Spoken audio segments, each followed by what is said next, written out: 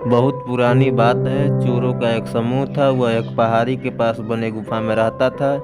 चोरों का गिरोह जब भी चोरी करके आता था तो चोरी का सामान एक गुफा में छुपा देता था। गिरोह जब भी चोरी करने जाते तो एक चोर को गुफा में रखवाली के लिए छोड़ देते थे।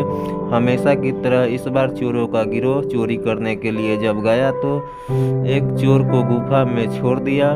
रात के समय जब चोर अकेला ही गुफा में था तब उस गुफे के अंदर घुंघरू की आवाज़ सुनाई दी। चोर को किसी ने बताया था कि खजाने की रखवाली भूतों और शैतानों द्वारा की जाती है। चोर ने पहले से अपना वहम माना और वो सो गया। कुछ देर पश्चात फिर उसे कुछ आवाज़ आई।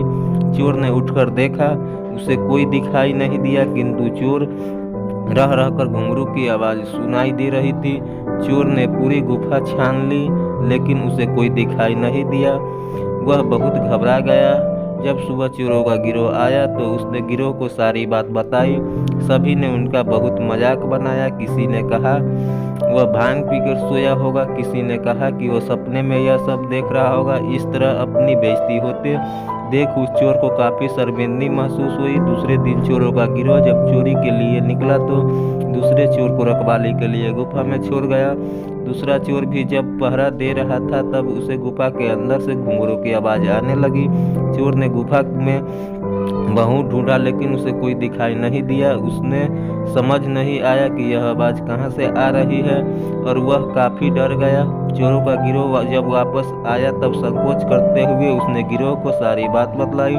चोरों को भी शक हुआ। अब आवश्यक भूत पिशाच खजाने कब्जा कर लिया है।